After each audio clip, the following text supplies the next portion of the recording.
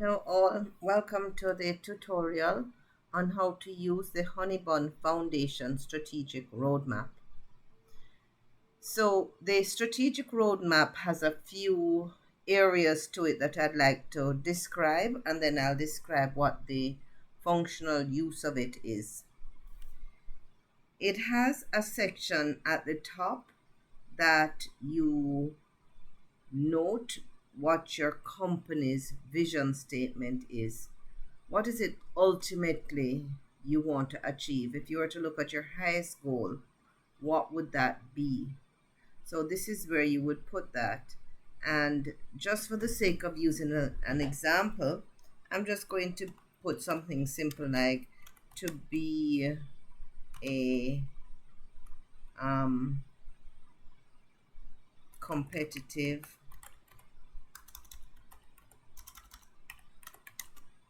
bakery in Jamaica.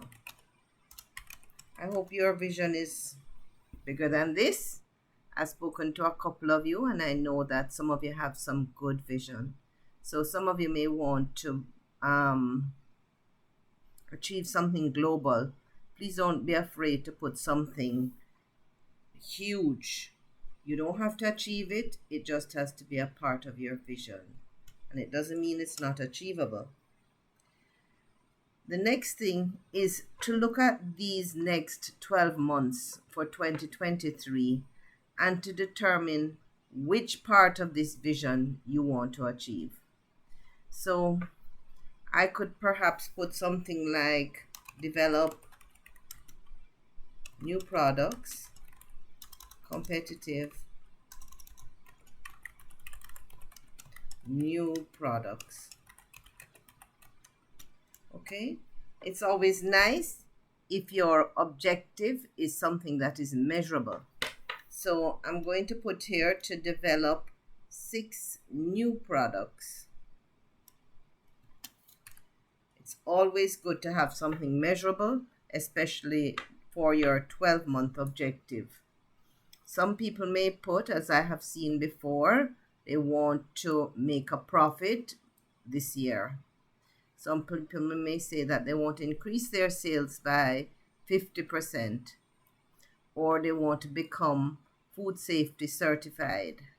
So all of these things would be towards accomplishing your bigger vision. So that's this section up here where you put in your vision, your goals. The next section of this is a calendar. And as you can see, I have a 12-month calendar from January to December here across the top. My company name is Nuco Bakery. So in the calendar, we have 12 months. And at the left side, I'm going to call these tasks that you need to do in order to achieve your 12-month objectives. These are the things you need to do. And we have some columns here that identifies the resource, and by resource I mean who is going to do this particular task.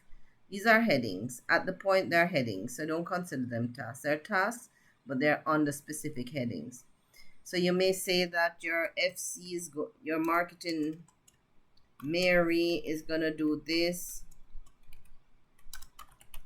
and you might say that Tony is gonna do that. So you're identifying who is going to be responsible. I so discourage you from putting your name for everything. That makes it very difficult. You can also say you're going to outsource it, or you may say somebody on your committee might take on another task. I discourage you again from using your advisory committee because your advisors are not operational. They guide you in your general business practice and direction. They're not operational, so I would discourage you from doing this. So this column is a sum column, it's a total, and I'll explain that in a while. And this column is where you're going to do some estimated costs. Now, I like to put $1 for, say, 50,000. You can use your own key. You can say $1 is going to be 100,000. If it's a small plan, you may put $1 is 10,000. Whatever it is, it's an estimate. People don't like to do estimates. They like to say, well, I haven't found out what it's going to cost us yet. Don't let that stop you. Put something there, and we'll go back to that in a second. So whenever you have identified an activity, for example, you want to do training in customer service, you're going to want to put down the months that you're going to do that. So you may decide that I'm going to do this over a 2-month period, and it might cost you 50,000 for the two of them. So I'm going to put one, or it might cost you 100,000. So you can just estimate costs here based on 50,000 units. Now what you will see is that when I put a 1 here, it adds up the frequency of the task. Some people will put something over the full year, but that is not ideal, because if you're going to do something over the full year, then I would call it something that is operational again. And it's like saying you're going to do your bank recon 12 times for the year. No, that's not an event that we want to know. Those are something that you do every month anyway. So avoid those kind of tasks to jot down. Now, the reason that we have these headings is because they are prompts for you that you can use them to identify certain tasks. For example, if I am going to do corporate governance, I may not want to do them in a way where I have to, or in order to achieve my objective, because this is what we're focusing on. So I may forget about governance, but governance is critical. It's one of the most critical areas in any plan. So governance might have something like you're going to have set up your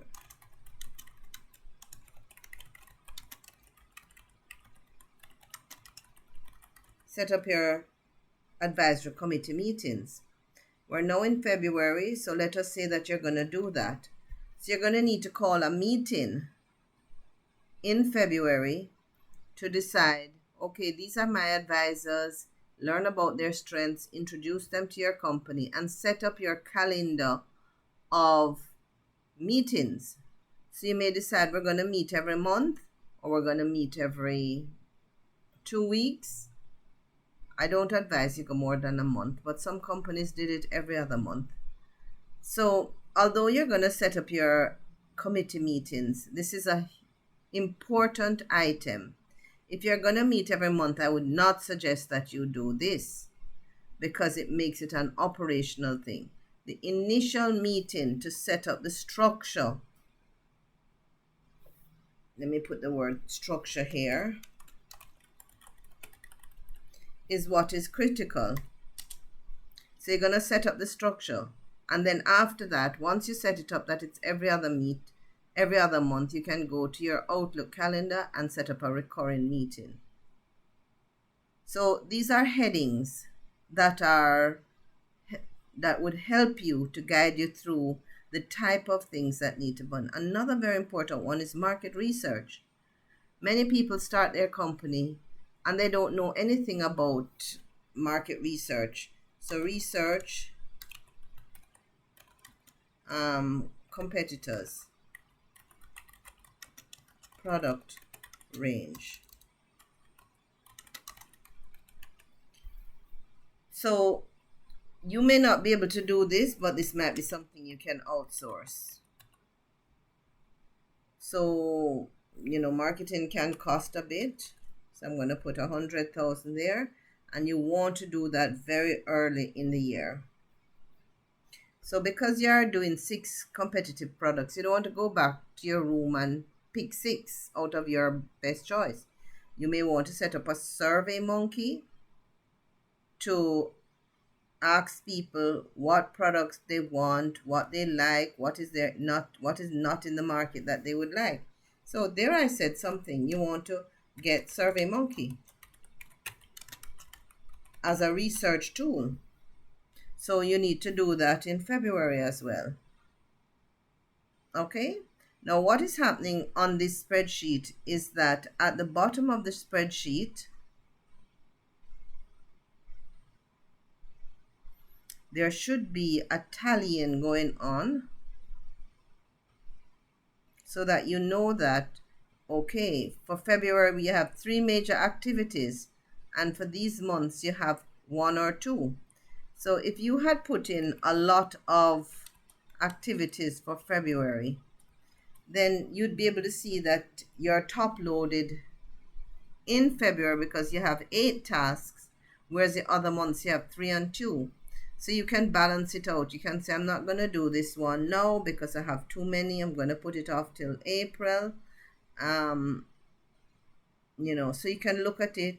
You can also look at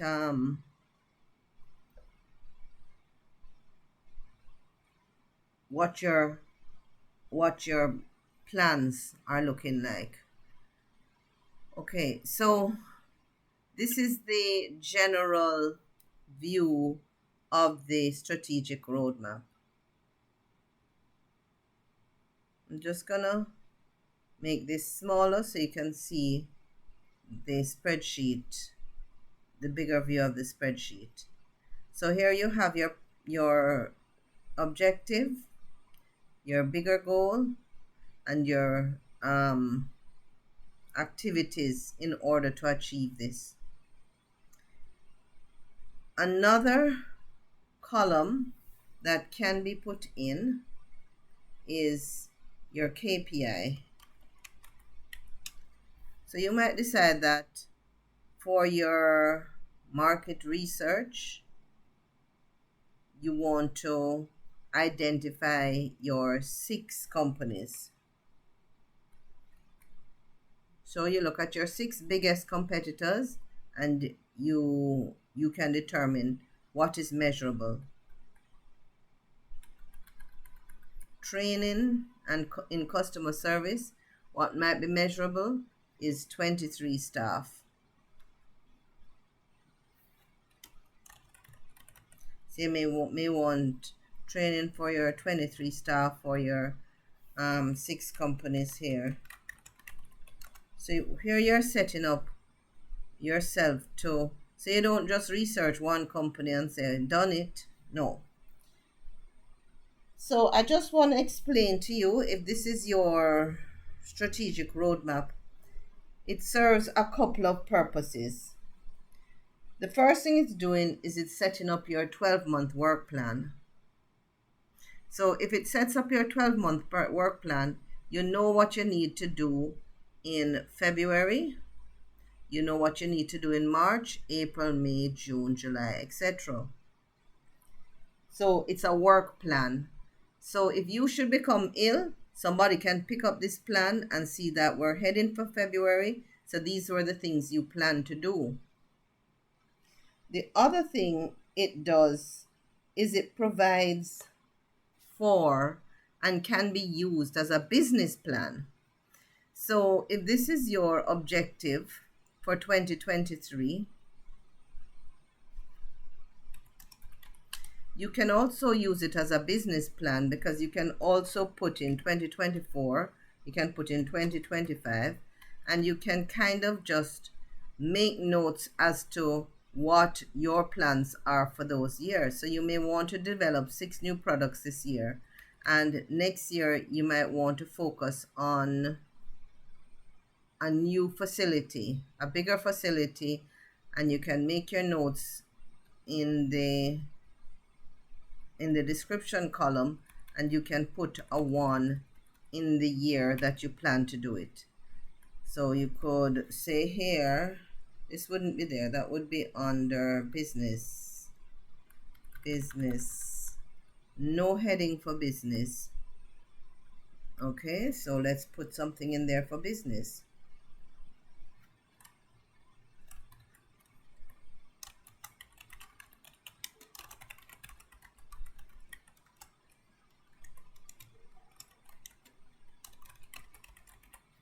And you may decide that you're going to do that in 2024, and by 2025 you may want to, and I'm just going to be elaborate, you may want to insert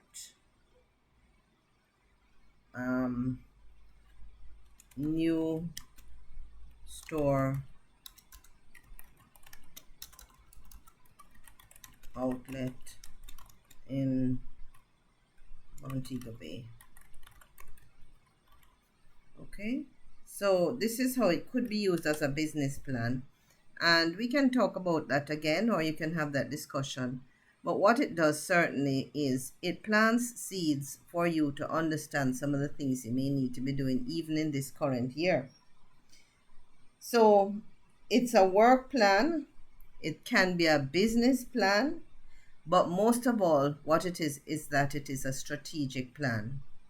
So you have what you want to achieve, and you have to go into your war room and develop your strategic plan. So instead of just putting ordinary things here, what are some of the really strategic things you want to do to meet this? And this is where we encourage your creativity. Don't make this dull and boring. You may want to, under technology,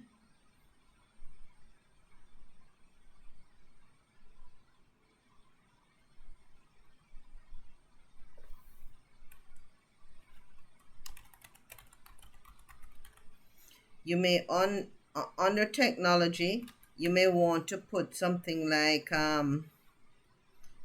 identify automation for manufacturing.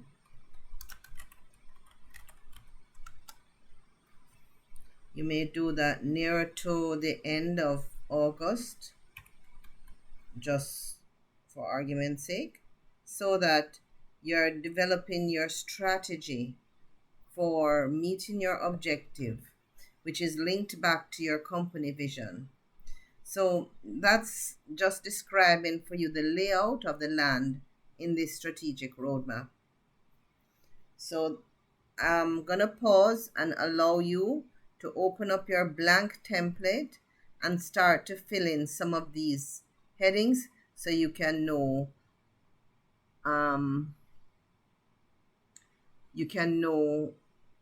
you can start to practice what I just went through. They don't have to be right, they don't have to be accurate, or just start to use it so you can get a better idea and so that you can have better questions. So when I come back, I'll ask if there are any questions. So just get used to how to use a worksheet, okay? Thank you all. That's part 1.